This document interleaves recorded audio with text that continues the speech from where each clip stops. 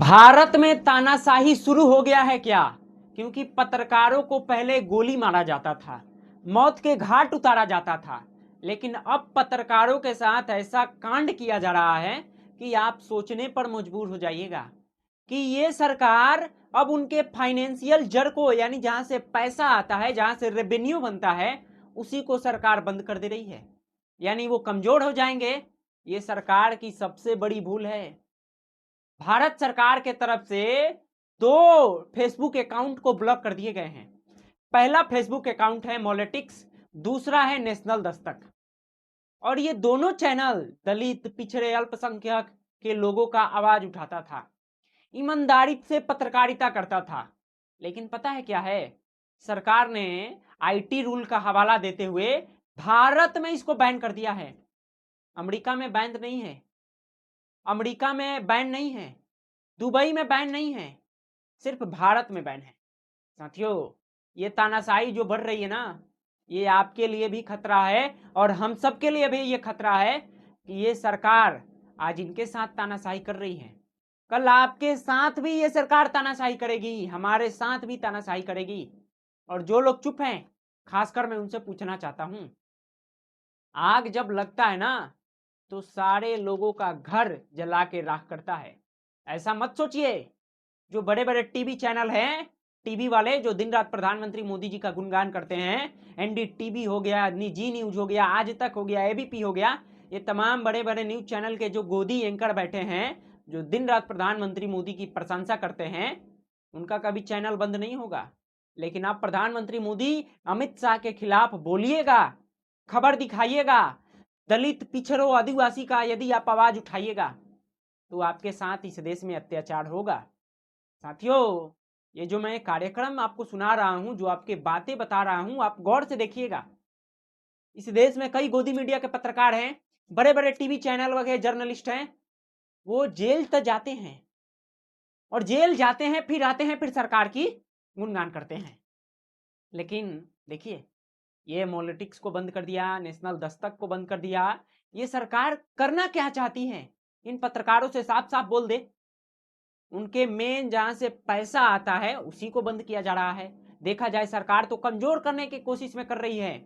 सरकार ये बात बोल रही है कि आप लोग मेरे इशारे पे चलिए, लेकिन डिजिटल मीडिया वाले जितने भी पत्रकार हैं, वो सरकार के इशारे पे काम नहीं कर रहे हैं, वो ईमानदारी से काम कर रहे हैं। लेकिन उनके साथ जो अत्याचार हो रहा है ना साथियों, मैं तो खड़ा हूं, लेकिन आप कल्पना कीजिएगा, जिस तरह से पत्रकारों को दबाया जा रहा है, पीटा जा रहा है और उनका फेसबुक अकाउंट ब्लॉक किया जा रहा है, बहुत शर्मनाक है। आपको मैं एक और खबर सुनाता हूं। एक दलित इन्फ्लुएंसर है जिसका नाम है मुकेश मोहन। वो इस रिपोर्ट का हवाला करता है कारावैन का, जो ये नितिन गडकरी जी के कंपनी से जुड़ा हुआ है। नितिन गडकरी जी की कंपनी बीफ एक्सपोर्ट करती है, ऐसा ये खबर छापता है।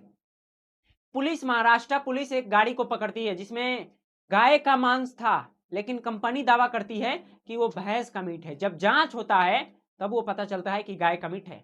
और ये खबर इस न्यूज आर्टिकल ने कवर किया था, कारावैन ने। और इसी कारावैन के आर्टिकल को लेकर एक पत्रकार, इन्फ्लुएंसर मुकेश मोहन ने वीडियो बनाया। वीडियो मिलियंस में गए।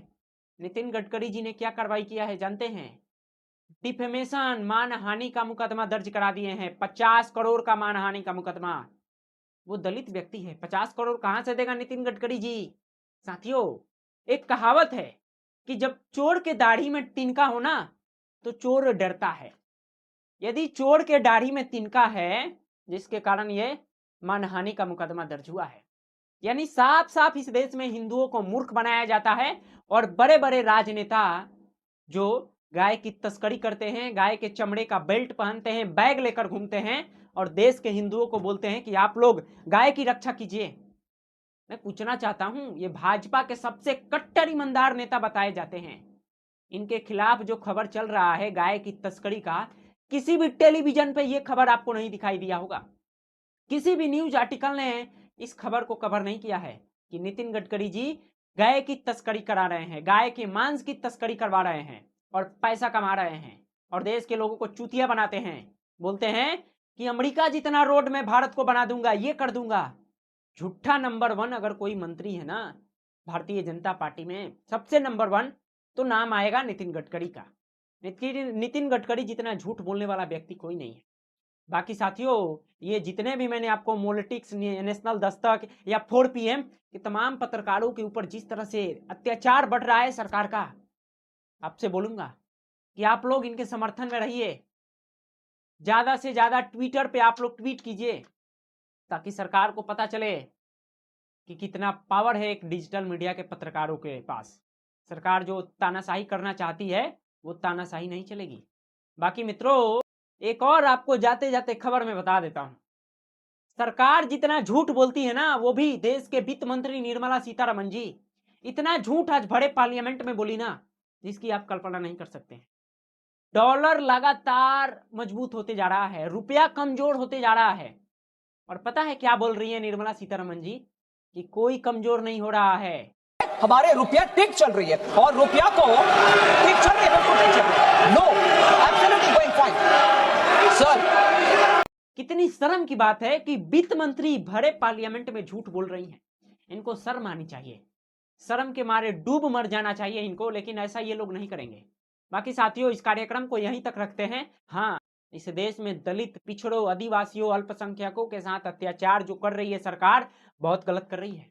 बाकी इस कार्यक्रम के बारे में आप क्या सोचते हैं, अपना राय हमें जरूर